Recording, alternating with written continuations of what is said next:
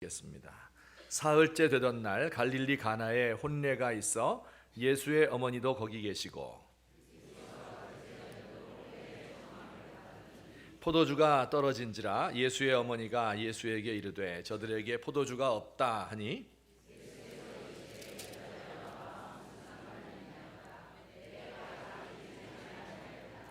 그의 어머니가 하인들에게 이르되 너희에게 무슨 말씀을 하시든지 그대로 하라 하니라.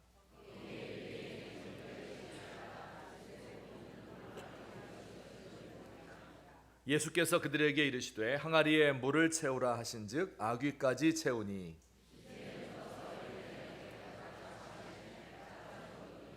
연회장은 물로 된 포도주를 맛보고도 어디서 났는지 알지 못하되 물 떠온 하인들은 알더라. 연회장이 신랑을 불러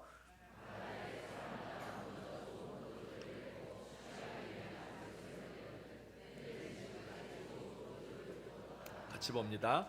예수께서 이 첫 표적을 갈릴리 가나에서 행하여 그의 영광을 나타내심에 제자들이 그를 믿으니라. 아멘.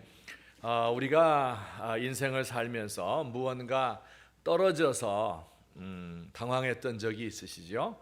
운전하다가 가장 당황될 때 바로 연료가 떨어졌을 때입니다. 이 속된 말로 앵꼬 났다 그렇게 말하는데요. 저도 고속도로에서 2번 앵꼬 난 적이 있습니다. 다음번 주유소까지 갈 수 있겠거니 이렇게 생각했는데 갑자기 푸들푸들 엔진이 꺼지고 빨간불이 들어오고 차가 멈춰섰습니다. 통장에 돈이 바닥날 때도 있습니다. 월급 받은 지 며칠 안 됐는데 관리비 빼고 집세 빼고 이자 내고 카드 대금 내고 나니까 몇십만 원 남았어요. 야, 이거 가지고 우리 식구 한 달 동안 어떻게 사나. 회사에 다니시는 분들 아이디어가 고갈될 때도 있고 사업하시는 분들 사업 아이템이 다 떨어질 때도 있죠. 요즘 TV 보니까 경제당국에서 한국 경제의 성장 동력이 떨어졌다. 이제 뭐 먹고 살지를 모르겠다 해서 이 방법 저 방법 동원하는 모습을 또 보게 됩니다. 저도 떨어지는 게 굉장히 겁나는 게 있는데 그게 뭘까요? 설교할 거리 떨어지는 게 이제 겁납니다. 어떤 때는 성령이 충만해서 이 새롭게 발견한 진리의 말씀 이걸 성도들에게 빨리 설교하고 싶은데 주일이 왜 이렇게 안 오나 이렇게 생각될 때도 있지만 또 많은 경우에 영적으로 고갈되는 거예요.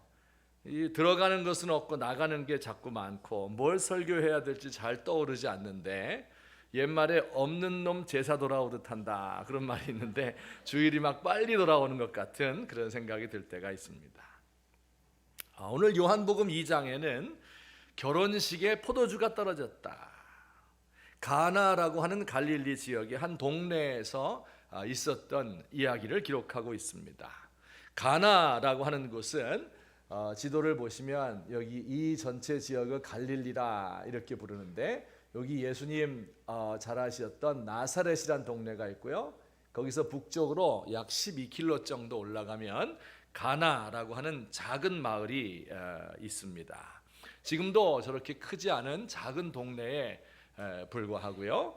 그리고 그 동네를 다 관광하고 그 입구에 어귀에 나오게 되면 저런 가게가 있어요. 가게 이름 보이죠? The First Miracle이라고 되어 있습니다. 첫 번째 기적을 행했던 그 예수님을 기념해서 거기서 뭘 팔겠어요? 거기서 포도주 팝니다. 그래서 성지순례 갔다 오면 그 포도주 한 병씩 가지고 오면 좋습니다.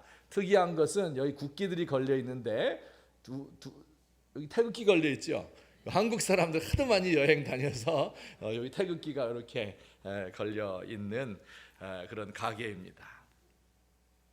근데 예수님 당시의 결혼식은 오늘날과는 완전히 달랐습니다. 오늘날은 어때요? 토요일 오후에 시간 늦을까 헐레벌떡 달려가서 부조금 내고 또 결혼식 잘 참석 안 하죠. 그리고 갈비탕 한 그릇 먹고 오는 것과는 영 달랐습니다. 결혼식 순서가 이렇게 됐어요. 신랑이 먼저 그 자기 친구들과 함께 신부의 집에 신부를 데리러 가는 겁니다. 걸어서 가기도 하고 나귀를 타고 최고로 멋진 옷을 입고 머리에는 사모를 쓰고 악기를 연주하고 노래하는 사람들 다 동원해서 같이 갑니다. 신부는 자기 집에서 목욕 재개하고 가장 좋은 옷을 입고 또 자기 친구들을 다 불러서 신랑을 기다리고 있습니다. 신부의 집에 도착하면 신부의 부모에게 예를 올리고 그 부모에게 소나 양과 같은 혼수품을 드리게 됩니다. 생각해보면 원래 어느 나라에서든지 신랑이 신부의 부모에게 지참금 혼수품을 드리고 신부를 데리고 오는데, 이상하게도 우리나라에서만 신부가 신랑 집에 혼수품을 주는 것 같아요. 자, 신랑은 신부를 데리고 다시 신랑의 집으로 옵니다. 역시 노래를 부르며 풍악을 울리며 오겠죠. 그럼 신랑의 집에는 잔치 자리가 준비가 되어 있습니다. 혼인식을 하고 결혼 서약을 하고 잔치가 벌어지는데 짧게는 사흘에서 길게는 일주일까지도 간다고 합니다. 그 혼인 잔치에는 온 마을 사람들이 다 초청되고 또 멀리 사는 친척들도 다 불러 모읍니다. 그 당시는 특별한 오락이 없었던 때이죠. 먹을 것도 풍성하지 않고 고기 먹는 것도 1년에 서너 번밖에 없어요. 그런 시대의 이 결혼식은 정말 특별한 날이에요. 온 마을 사람들이 모여서 축하하고 즐깁니다. 음악과 춤이 있고 그리고 풍성한 기름진 음식이 넘치고 포도주가 무한정 공급되는 그런 축제였습니다. 자, 그런데 이런 중요한 자리에 포도주가 떨어졌어요. 여기저기서 불러댔을 거예요. 이모, 여기 술 한 병 더 줘요. 이렇게 막 불러댔는데 술이 떨어졌어요. 아이고, 시아주버님 어서 오세요. 사흘길 걸어서 오셨는데 먼 길 오시느라고 얼마나 고생하셨어요. 여기 앉으세요. 목 축이세요 하는데 그냥 맹물 갖다 드리는 겁니다. 여러분, 이것은 단지 당혹하거나 불편한 일 정도가 아니라 이 혼주의 체면을 아주 구기는 수치스러운 일입니다. 아마 이 신랑 신부는 죽을 때까지 그 포도주 떨어졌던 그 집이구만, 이런 오명을 뒤집어 쓰고 살아야 할 것입니다. 결혼 생활에 불운을 가져다 주지는 않을까 하는 불길한 생각이 신랑 신부의 마음에 들었을 거예요. 이런 상황에서 예수님은 아주 특이한 방법으로 기적을 행해서 그 문제를 해결해 주었습니다. 손 씻기 위해서 물을 담아 놓는 큰 돌 항아리가 있었는데 6개가 있었대요. 지금도 그 중에 하나가 남아 있어요. 저렇게 큽니다. 여러분, 여기 보면 사람도 보이죠? 사람 키만큼 되는 이런 큰 돌 항아리 하나가 약 100리터에서 150리터 정도 들어가는 큰 통입니다. 예수님께서 이 통에 물을 가득 채우라고 하셨는데 그 물이 포도주로 변했습니다. 예수님이 만드신 포도주는 최상의 포도주였습니다. 모든 손님들이 다 놀라고 어디다가 이런 포도주를 감추어 두었다가 이제 내놓느냐 하며 신랑을 매우 칭찬했습니다. 그리고 그 양도 엄청나서 이 긴 잔치 기간 동안에 그 모든 마을 사람들이 다 먹고도 남았다 하는 이야기. 이 가나의 혼인잔치에서 물로 포도주를 만든 기적은 예수님이 이 땅에서 행하신 첫 번째의 기적이었습니다. 자, 그런데 요한복음의 이 기록, 물로 포도주를 만든 이야기를 읽으면서 제 속에 이런 의문이 떠올랐습니다. 자, 보세요. 예수님이 물로 포도주를 만든 것은 정말 놀라운 기적임에는 틀림이 없어요. 하지만 첫 번째 기적치고는 좀 시시한걸? 그런 생각이 들었어요. 포도주가 부족한 그 상황은 매우 당황스러운 순간임에는 틀림이 없어요. 하지만 그게 죽고 사는 문제는 아니죠. 옆집에 가서 좀 담아놓은 거 빌려주세요. 내 다음에 빨리 담아서 갚을게. 온 마을에 있는 거 다 모아도 되고요. 정 안 되면 뭐 안 마시면 되죠. 포도주 안 마신다고 해서 뭐 결혼이 안 되는 것도 아니고 망신만 좀 당할 뿐이지요. 또 이런 생각도 들었어요. 뭐 예수님이 우리 부족한 거 채워주시는 분인가? 자동차 앵꼬 나면 와서 도와주는 보험회사 레카차 같은 분인가? 아이디어 부족하면 떠오르게 하고 지갑에 돈 떨어지면 채워주시는 분인가? 그 정도가 우리 예수님인가? 그런 생각도 해보았어요. 또 이런 생각도 들었어요. 첫 번째 기적이니까 좀 거창하고 스펙타클한 거, 이런 걸 좀 보여주었으면 좋겠는데, 떡으로 많은 수천 명을 먹였다든지 아니면 죽은 사람을 일으켰다든지 하늘에서 뭐 불이 내려오게 한다든지 이런 거, 아니면 기적을 행할 때도 대도시 예루살렘이나 로마나 이런 데서 했으면 수많은 사람들이 보고 믿었을 텐데 이 갈릴리의 작은 마을 잔치집에서 이 일을 행하셨을까 하는 의문이 들었습니다. 어때요? 여러분도 별로 의문이 안 들다가 제가 의문 든다고 하니까 들죠? 그래요. 이런 의문을 가지면서 오늘 성경의 결론 부분을 한번 보시겠습니다. 우리 2장 11절 다 같이 읽겠습니다. 시작.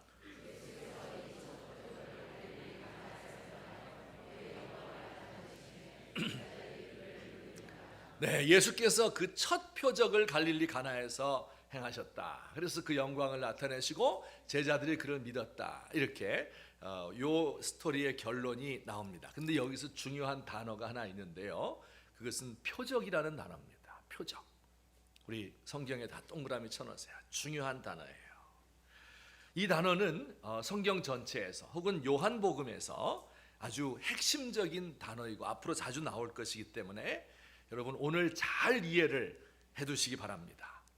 이 표적과 비슷한 뜻을 가진 단어가 기적이라는 단어가 있어요. 기적. 그런데 기적이라는 단어와 표적이라는 단어는요 굉장히 비슷해 보이는데 뜻이 상당히 다릅니다. 어떻게 다르냐면 설명을 해드릴게요. 기적 혹은 이적이라고 표현해요. 미러클이다. 영어로는 원더, 놀라운 일이다. 이렇게 놀라운 초자연적인 능력을 행하는 거예요. 그래서 예수님이 하나님의 아들이고 신적인 분, 보통 사람이 아니다 하는 것을 보여주기 위해서 기적이 행해집니다.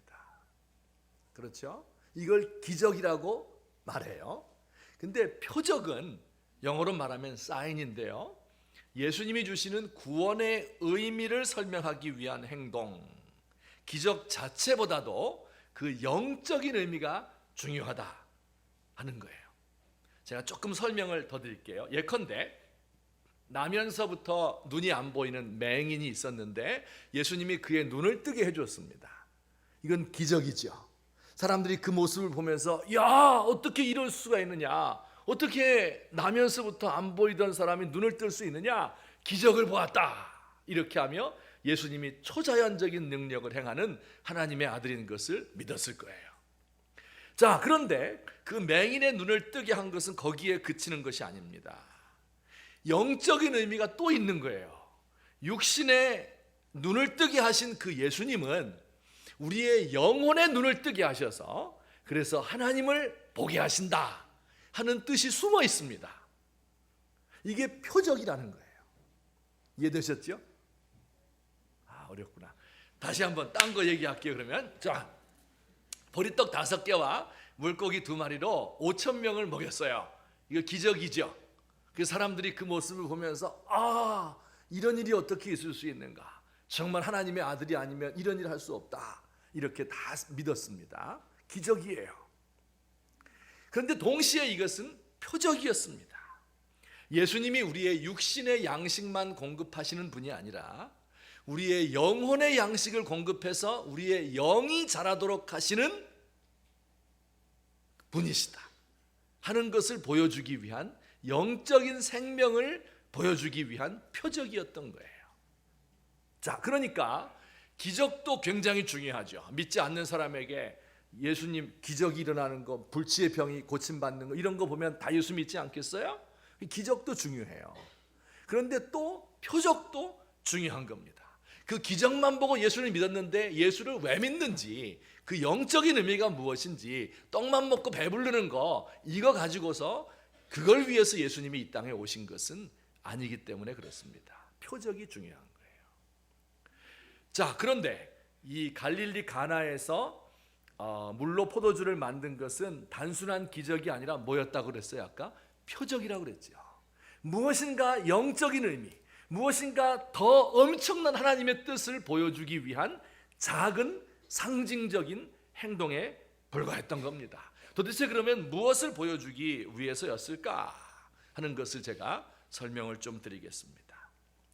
이 중요한 것은 결혼잔치라고 하는 거예요. 예수님께서 최초로 기적을 행하신 곳이 결혼식 잔치였습니다.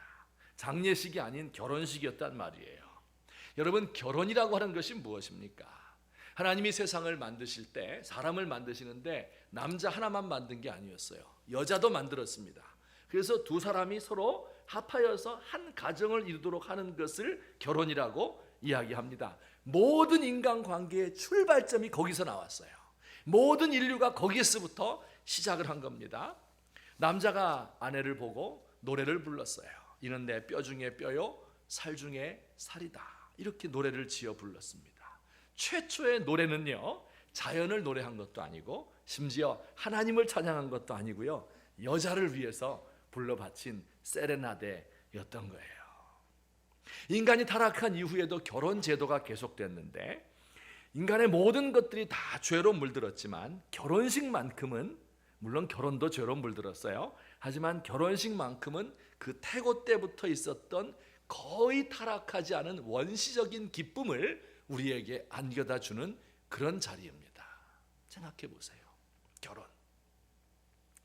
저도 어저께 잠시 과거 제 결혼식 날을 한번 돌이켜 보았습니다. 아침 일찍 일어나서 이발소에 갔어요. 그래서 머리 깎는데 아저씨한테 오늘 결혼식 합니다 이렇게 얘기했더니, 아유, 이분이 아주 1시간 동안이나 정성스럽게 머리를 다듬어 주었습니다. 그때는 지금보다는 좀 사정이 나았었을 때예요. 결혼식장에 도착을 해서 사람들의 인사를 받고, 또 목사님이 주례를 하는데 설교가 40분이에요. 디모데와 같은 주의 종이 되라, 이런 긴 주례사를 듣고 사진을 찍고 국수를 먹고 패백을 하는데, 그 모든 시간이 어떻게 흘러가는지 구름 위를 떠다니는 것 같아요. 그 워커힐 호텔에 가서 첫날 밤을 지내는데, 그 호텔에서 결혼했다고 축하한다고 과일 바구니와 샴페인 한 병을 주었어요. 그때 제가 요한복음 2장의 이 본문을 알았더라면 한 잔 마시는 건데, 그걸 몰라서 안 마셨어요. 좀 후회는 됩니다. 그 이후에 무슨 일이 있었는가 하는 것은 상상에 맡기겠습니다. 이 결혼식 때 여러분도 떠올려 보세요. 일생에 가장 행복하고 가장 순수한 기쁨이 있는 그러한 때가 결혼식입니다. 근데 포로기를 살아가던 이스라엘 백성들이 있었거든요. 포로에 잡혀가니까 결혼식을 할 수가 없잖아요. 남의 나라 노예 생활 먹고 살기 빠듯한데 무슨 결혼식을 할 수 있겠어요. 다 뿔뿔이 흩어졌는데. 그래서 결혼식도 잘 못하고 막 이렇게 불행한 삶을 살았어요. 그때 하나님께서 예언자들을 보내셨는데요, 그 예언자들이 이렇게 말했어요. 야, 너희들 지금 포로 생활 굉장히 힘들지. 조금 있으면 하나님께서 메시아를 이 땅에 보낼 텐데, 메시아가 오게 되면 그때는 너희들의 삶이 마치 결혼식장과 같이 될 것이다. 결혼식 잔칫날과 같이 될 것이다. 이렇게 예언을 하셨어요. 이사야 선지자를 통해서, 호세아 선지자, 아모스 선지자를 통해서 곳곳에서 예언을 하셨습니다. 그리고 그 결혼식 잔치에는 모든 기름진 음식들과 그리고 포도주가 풍성하게 넘치게 될 것이다. 이렇게 인간이 가질 수 있는 가장 기쁜 날, 가장 기쁜 그 모습, 이것을 결혼식 잔치로 표현해서 예언을 그렇게 해주셨습니다. 예수님께서 이 땅에 오셔서 최초로 왜 결혼식장에 가셨겠어요? 그 예언을 성취했다 하는 것을 보여주기 위함입니다. 예수님을 믿는 사람들의 삶이, 이 땅에서의 영적인 삶이 마치 포도주가 풍성한 결혼식 잔치와 같을 것이다 하는 것을 예언했고, 이것을 예수님이 지금 보여주고 계신 거예요. 물론 그 일이 최후로 완성되는 것은 예수님이 재림하는 날, 이 땅에 예루살렘 성이 오는 날, 그때 이제 최후의 이제 완성이 있는데, 그 모습도 이렇게 표현해요. 계시록 19장 8절 말씀에 보면 다 같이 시작. 그날 예수님 최후로 만나는 날, 모든 죽은 성도들의 몸이 다시 한번 부활하고 하늘에서 신랑을 위해서 신부가 단장한 것 같은 예루살렘 성이 내려와서 모든 사람들이 그곳에서 함께 뭐 한다고요? 혼인잔치를 할 것이다. 이렇게 약속을 하셨어요. 자, 그러니 이 결혼식에서 물로 포도주를 만든 사건은 단순히 그 망신스러운 것을 좀 피하기 위한 그런 사건이 아니었습니다. 이것은 표적이에요.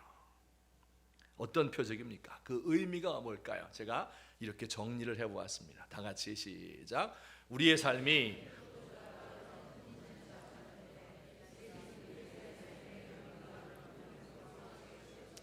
그런 의미를 지니고 있는 거예요.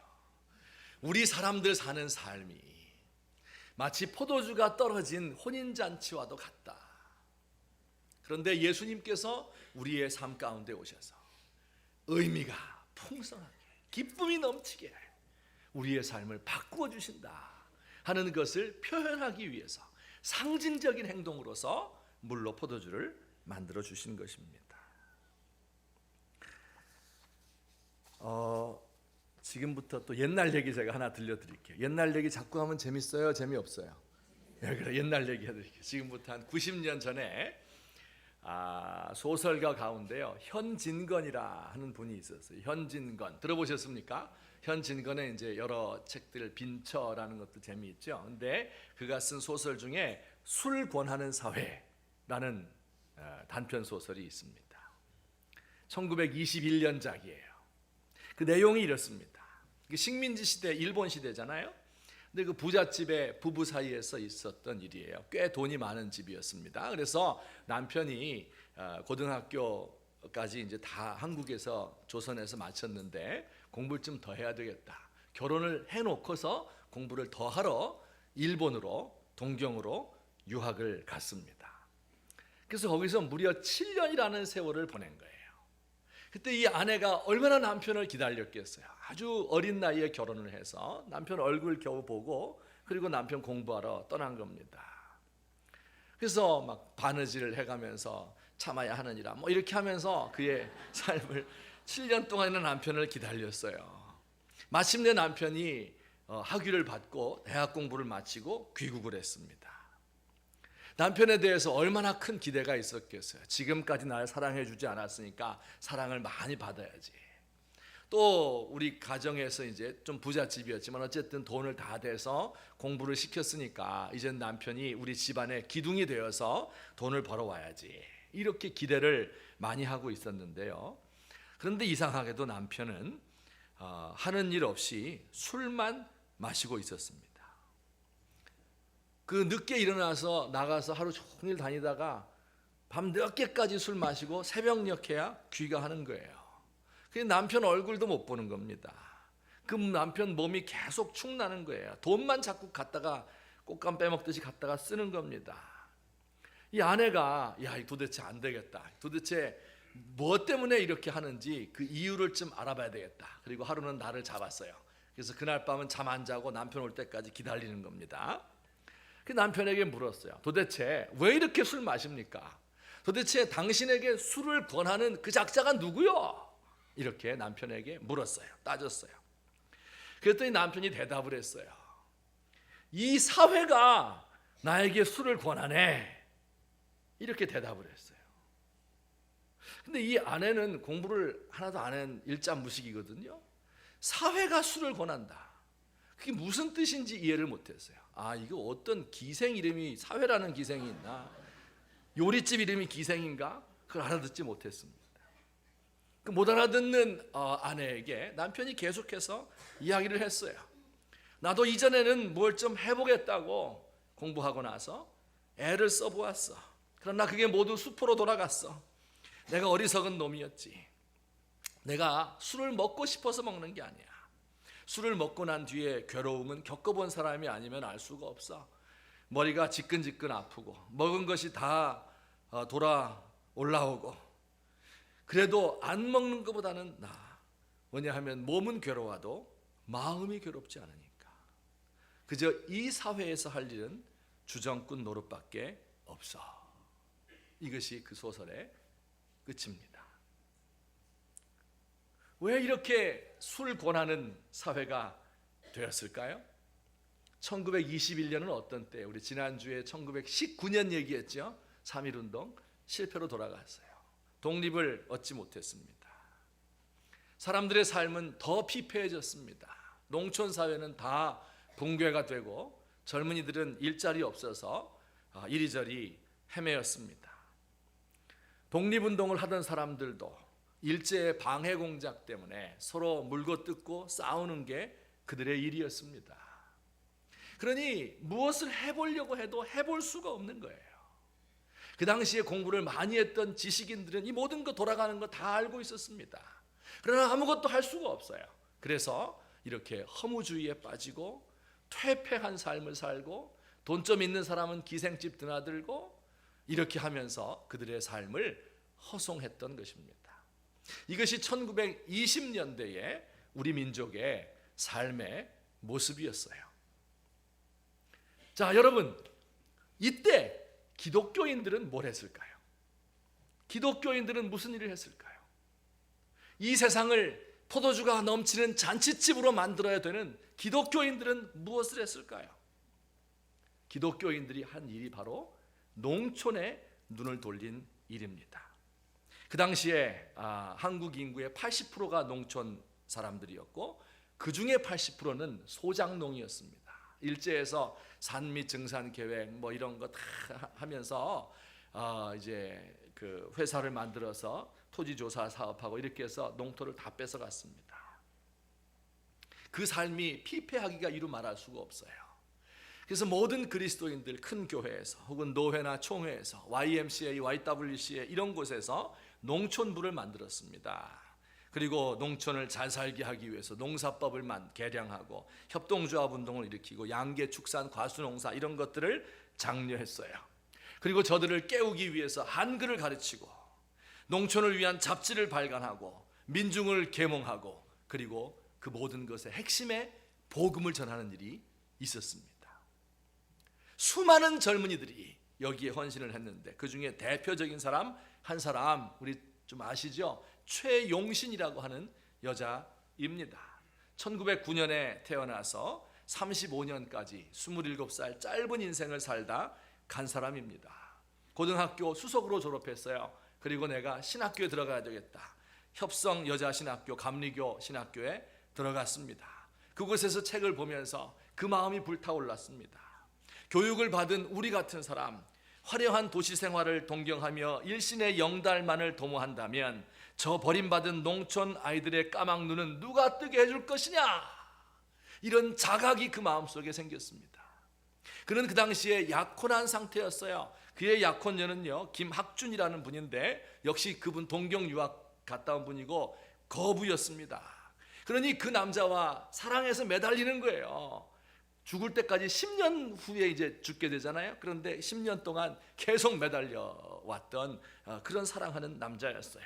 그런데 그보다 더 중요한 것이 내가 저 농촌에 가서 죽어가는 사람들, 희망 없는 아이들을 깨우는 것이다 생각을 했어요. 그래서 학교를 중퇴하고 농촌운동에 전념을 하고 YMCA의 파송을 받아서 안산의 샘골이라는 곳에 갔어요. 지금도 그곳에 가면 상록수역이라는 곳이 있어요. 이 최용신의 활동을 소설로 기록한 것이 이제 시문의 상록수잖아요. 상록수역을 이제 거기 본따서 만들었습니다.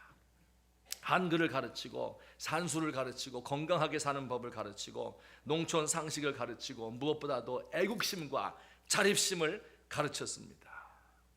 그리고 복음을 전했습니다. 그의 주변에 있는 모든 사람들이 다 말했어요. 너 같은 계집애가 무엇을 하려고 하느냐. 그 당시에 그 20살도 안 된 그 여자아이가 그 일을 시작한 거예요. 일제의 방해 공작이 얼마나 많았습니까? 조선말을 가르치고 성경을 가르치는 걸 금했거든요. 그런데 밤에 몰래 이걸 한 겁니다. 한 달이 멀다 하고 잡혀가서 야단을 맞고 구박을 받았습니다. 3년 동안 이 일을 했는데 최용신은 더 이상 지탱할 수 없을 만큼 그 몸에 병이 들었습니다. 죽더라도 샘골에서 죽어야 되겠다 결심을 하고 자신의 건강을 돌보지 않고 마지막으로 헌신하고 자기의 몸을 불태우다가 27살 젊은 나이에 생을 마감하게 됩니다. 여러분, 이게 기독교인이에요.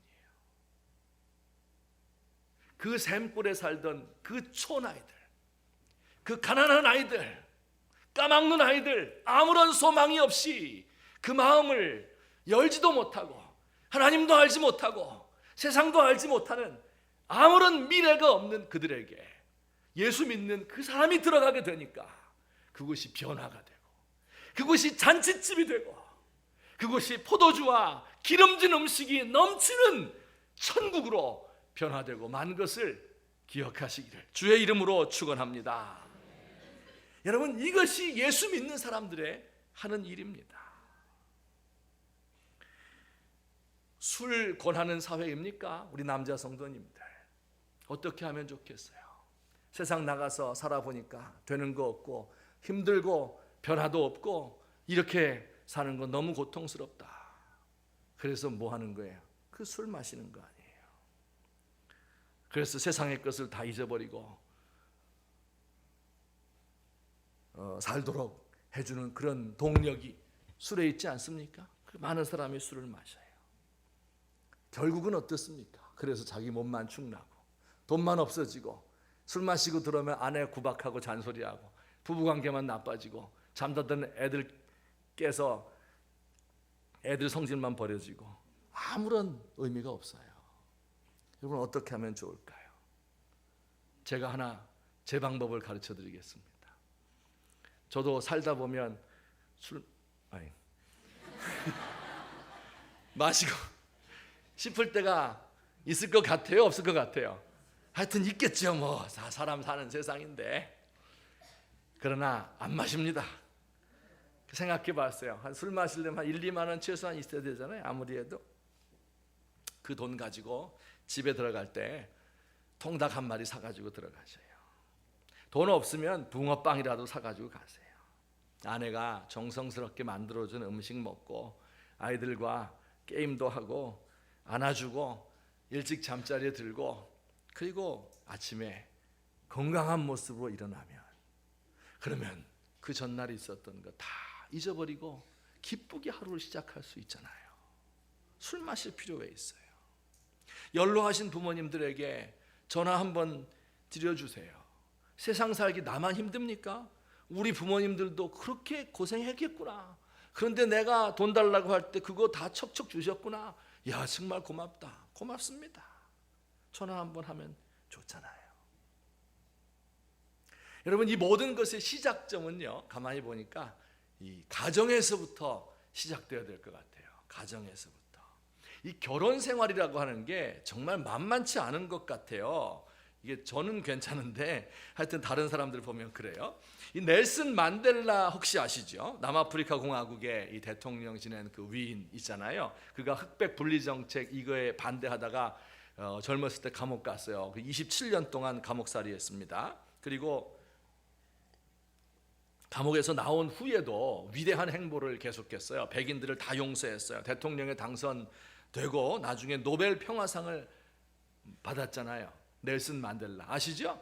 네. 그런데 그 넬슨 만델라 27년 동안 감옥살이 하는데요. 그 아주 야만적인 감옥이죠. 뭐 수없이 고문을 당하고 매질을 다 참아냈어요. 40도 넘는 사막에서 강제 노동 몇 달씩 한 거 이것도 그가 견뎌냈어요. 그 지옥 같은 27년을 마쳤습니다. 그리고 감옥에서 나와서 부인하고 살다가 6개월 만에 헤어졌어요. 야, 그러니까 이게 감옥에 27년보다 집에서 6개월 사는 게 이렇게 힘들구나 하는 것을 알게 됐습니다. 근데 이 진실한 그리스도인 남편이나 진실한 아내가 있는 곳은요, 그 가정부터 천국이 되는 거예요. 포도주 넘치는 잔치집이 되는 거예요. 들어가고 싶은 거예요. 문 열고 집에 들어가고 싶은 겁니다. 사회가 어렵다고들 해요. 제가 최근에 통계를 보니까 20, 30대 젊은이들 가운데 비경제활동 인구가 56%. 비경제활동 인구란 건 뭐냐면 이런저런 이유로 해서 군대를 갔거나 아니면 몸이 약하거나 시집을 갔거나 이래서 일을 안 하는 사람, 일을 하려는 의사가 없는 사람입니다. 그리고 경제활동 그런데 또 게다가 청년 실업률이 약 10% 정도 돼요. 그러니까 이 둘을 합치게 되면 일하지 않는 청년이 66%라는 뜻입니다. 일하는 사람보다 안 하는 사람이 더 많아요. 20, 30대 미혼 젊은이들에게 설문조사를 했는데 28.6%가 결혼을 안 하겠다고 포기했다고 이야기합니다. 이거 정말 엄청난 겁니다. 여러분, 하나님께서 인류를 창조하시고 만드신 최초의 두 개의 제도가 있어요. 하나는 노동이고요, 두 번째는 결혼이에요. 이게 두 개 다가 안 되는 겁니다. 이 큰 문제가 생긴 거예요. 어떻게 하면 좋습니까? 이것은 정부에서 정책을 잘못해서 이렇다. 사회가 이래서 이렇다. 신자유주의 때문에 이렇게 되었다. 한국 교회가 문제가 많다. 남의 탓을 하고 남에게 이야기하고 그렇게 할 필요가 없어요. 내가 예수 믿는 사람으로서 그 사회 속에 뛰어 들어가는 거예요. 멀리 가는 것이 아닙니다. 내가 데리고 있는 젊은이들, 그들을 격려하는 거예요. 내 사업 망하지 않을 정도로 월급도 잘 주고, 인격적으로 대우해주고, 멘토가 되고, 인생 상담도 해주는 거죠. 아무 가진 것이 없어 나 결혼 포기했습니다. 그런 젊은이들에게 나도 결혼할 때 아무것도 가진 거 없이 결혼했어, 그 얘기도 해주고. 사실상 최초의 결혼식은 하객들이 아무도 없었거든요. 아담과 하와 딸랑 둘밖에 없었거든요. 원래 결혼은 그렇게 하는 거야. 이렇게 하면서 그들에게 용기와 격려를 주는 것이죠. 우리 예수 믿는 사람들이 들어가는 곳 어디든지, 어떤 직장이든지, 어떤 사람 관계든지 잔치집 되게 해야 돼요. 사람들은 다 바빠요. 각박해요. 말에 날이 서 있어요. 까칠하고 거칩니다. 하지만 예수 믿는 사람들 풍성하고 여유가 있고 웃음이 있고 친절한 말씨와 또 상냥한 어투로 대답하는 것이죠. 예수 믿는 사람들 매력이 있다. 또 만나고 싶다. 예수 믿는 사람들 만나면 참 좋다. 그 사람이 우리 사무실에 들어와서, 우리 회사에 들어와서 우리 복 받았다.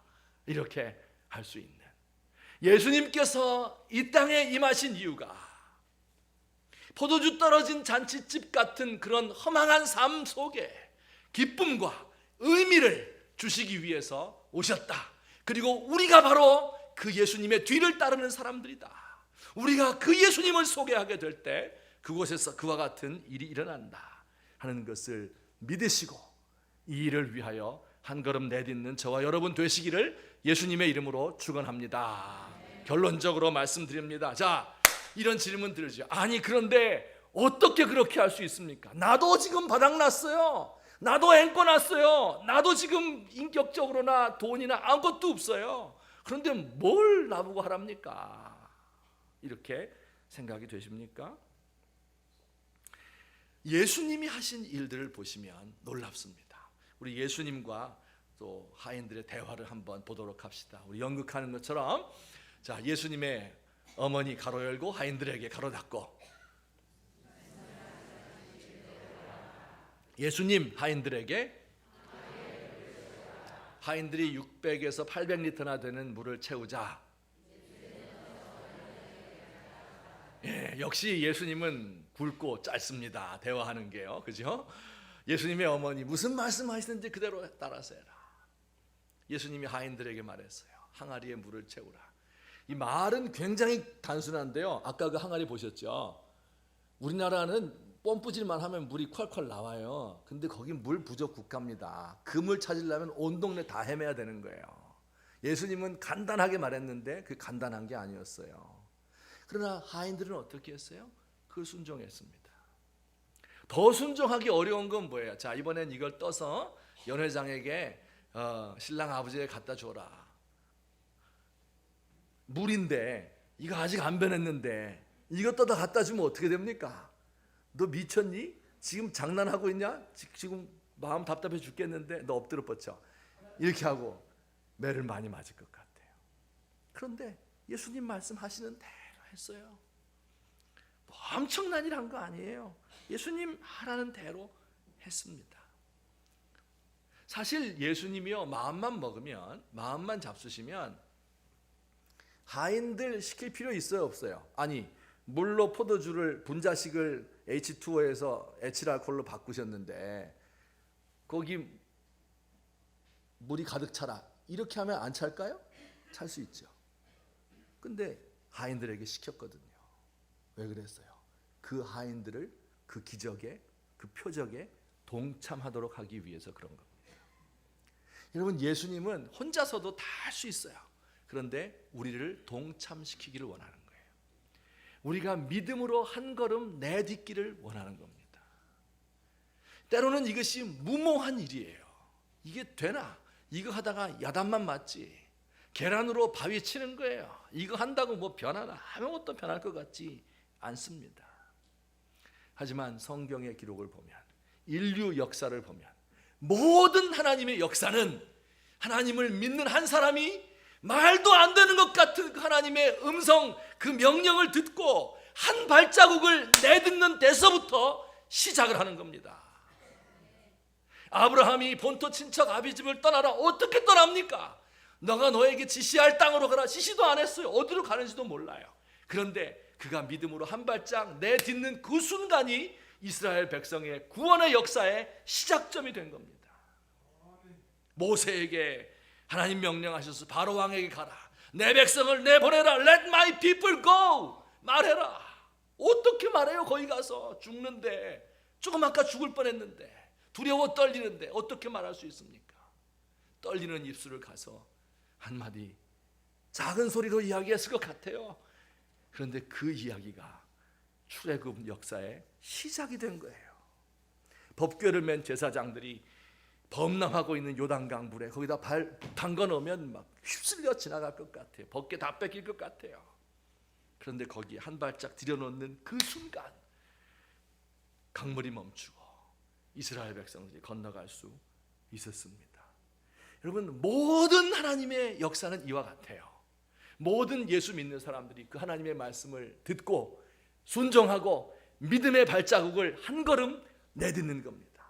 내딛을 수 없는 상황에서, 힘든 상황에서 계산해보면 도무지 계산이 안 나오는데 거기에 믿음의 발걸음을 내딛게 될 때, 내가 이 말할 수 없는데 그 용서의 말을 한마디 던지게 될 때, 내 이거 하면 손에 나게 되는데 내 지갑을 열고 주의 일을 하게 될 때, 그 순간에 내가 일하는 것이 아니지요.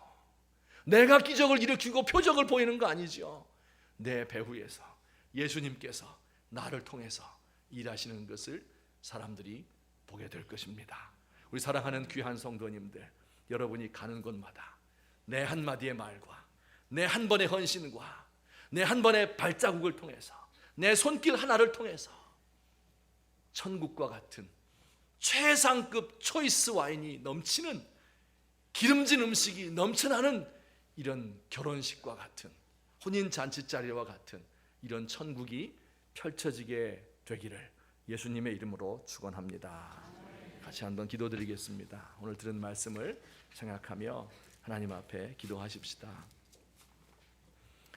하나님, 저도 모자라요. 저도 앵꼬 났어요. 저도 바닥이 다 보여요. 그러나 우리 주님 명령하시기 때문에 제가 그 명령 한번 순종하랍니다. 하나님 앞에 결단하며 나갑시다. 우선 내 속에 기쁨과 만족이 넘치도록 나를 채워주십시오. 하나님, 우리 가정이 큰일 났습니다. 우리 가정이 무너지기 일보 직전입니다. 하나님, 더 이상 자원이 없어 다 떨어졌습니다. 우리 가정을 불쌍히 여겨주세요. 하나님, 우리 교회와 함께 해주세요. 우리 조국 교회를 도와주세요. 우리 나라와 함께 해주십시오. 우리 같이 이 시간에 한 목소리로 기도드리도록 하겠습니다.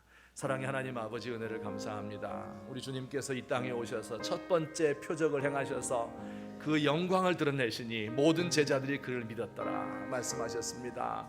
하나님 아버지여, 우리 가운데 주님께서 찾아오셔서 결혼식을 축복하시고 포도주가 넘치는, 기름진 음식이 넘치는 그곳으로 만들어 주셨나이다. 하나님 아버지여, 주께서 오늘도 우리 가운데 함께 하시고 우리 예수님이 내 마음속에 주신 이 놀라우신 풍성한 생명과, 그리고 이 좋은 음식과, 그리고 내 마음에 두신 그 기쁨, 이것이 우리 가운데 넘칠 수 있도록 하나님 도와주시옵소서. 아버지 하나님이여, 우리 교회 가운데 이 은혜가 있게 되기를 원합니다.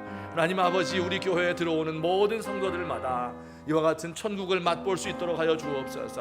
하나님, 우리가 살아가고 있는 가정이 하나님 다시 파괴되지 않도록 하시고 서로가 하나 되고 화합할 수 있도록 하옵시며, 아버지 하나님이여, 미래가 밝아질 수 있도록 도와주시옵소서. 우리 사회를 주께서 불쌍히 여기시고 우리 직장을 주께서 도와주옵시며 우리가 가르치는 학생들 가운데 주께서 함께 하시고 참으로 그 중에 하나님의 놀라운 영광이 나타나며 잔치집과 같이 많은 사람들이 풍성하게 주의 기쁨을 누릴 수 있도록 하나님 도와주옵소서. 참으로 세상이 험하고 살기 어렵고 각박하고 맛이 없는 세상이 되었나이다. 우리 그리스도인들이 어떻게 세상을 변화시켜야 될지, 우리 주님께서 세상을 변화시킨 것처럼 우리가 그 순종의 발걸음을 통하여서 이를 감당할 수 있도록 도와주시옵소서. 우리 부족하지만 그러나 주께서 우리를 들어 사용하시고 우리가 믿음에 순종하는 마음을 가지고 한 걸음 내디딜 때에 주님께서 우리에게 은총을 베풀어 주시옵소서.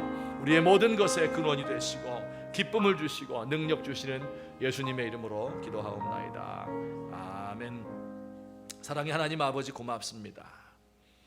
가나의 작은 마을에 오셔서 물로 포도주 만드심으로 예수님의 사역이 어떠해야 될 것인지, 또 그를 믿는 사람들의 심령과 가정과 복음이 들어간 사회가 어떻게 바뀌어야 될 것인지를 표적으로 보여주셨사오니 감사합니다. 하나님, 먼저 우리의 마음 가운데 예수님이 주시는 그 의미와 삶의 기쁨이 넘칠 수 있도록 하여 주옵소서. 하나님, 세상을 향해서 한 걸음 뗄 수 있게 하시고, 우리의 지갑을 열게 하시고, 우리의 입술을 열어 복음을 증거하게 하시고, 우리의 모든 행동 하나를 통하여서 우리 주님의 천국이 이 세상 가운데도 임할 수 있도록 우리 하나님 인도해 주시옵소서. 예수님의 이름으로 기도하옵나이다. 아멘. 우리 함께 찬송가 93장을 부르시겠습니다.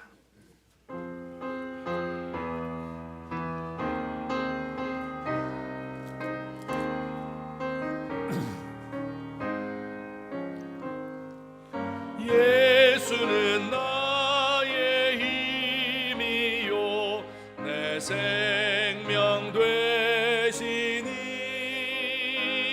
구주 예수 떠나 살면 죄 중에 빠지리.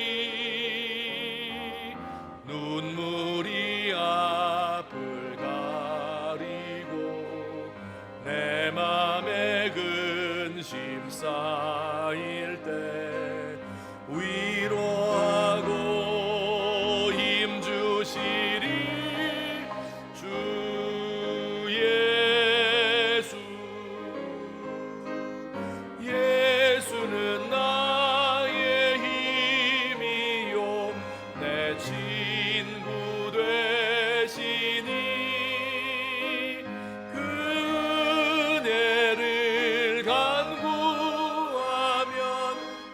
풍성이 받으리.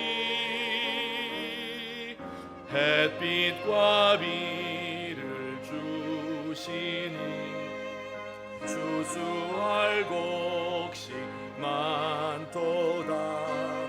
귀한 열매 주시느니 주의. 우리 다 함께 일어나셔서 3절 4절. 예수는 나의 힘이요 내 기쁨 되시니, 그 명령을 준행하여 늘 충성하겠네. 하야로 보하시며 바른 길 가게 하시니, 의지하고 따라가리 주 예수. 예수는 나의 힘이요 내 소망 되시니, 이 세상을 떠나갈 때 곧 영생 얻으리.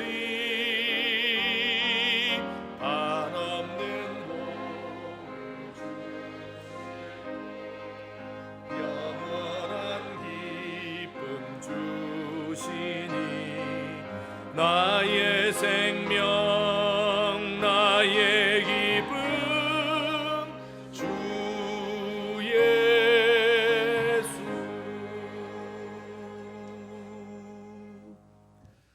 사랑과 자비가 풍성하신 우리 하나님 아버지, 주님의 은혜 진심으로 감사드립니다.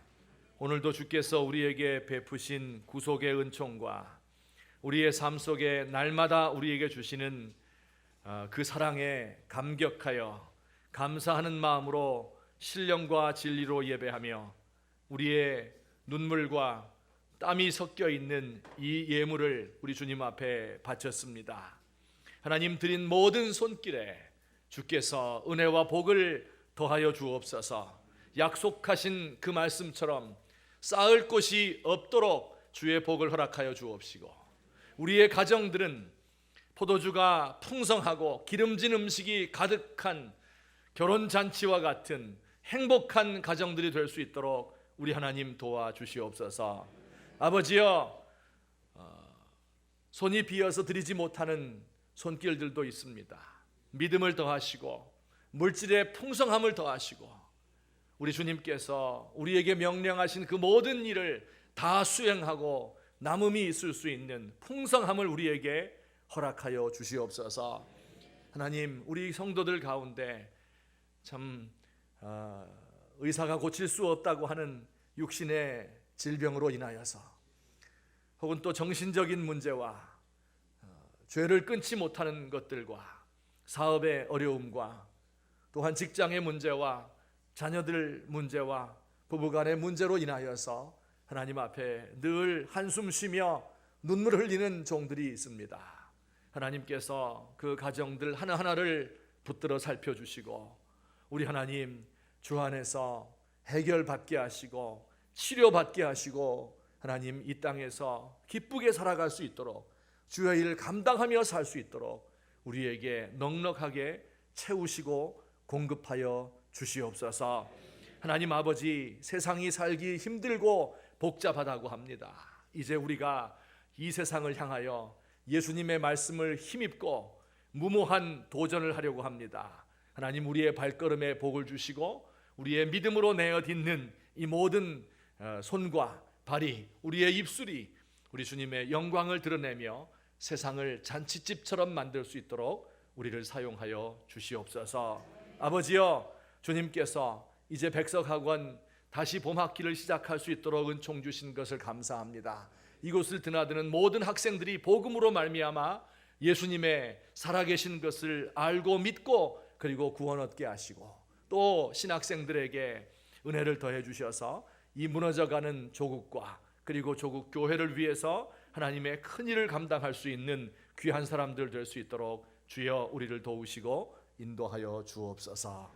이제는 우리 주 예수 그리스도의 은혜와 하나님 아버지의 사랑과 성령님의 교통하심이 오늘 주님 앞에 나와 경배 찬양하며 주께서 우리에게 주신 말씀을 마음에 새기고 그리고 그 명령 따라서 순종하며 믿음으로 한 걸음 나아가기 원하는 주의 사랑하는 백성들 머리 위에 이제부터 영원토록 함께 계실지어다. 아멘.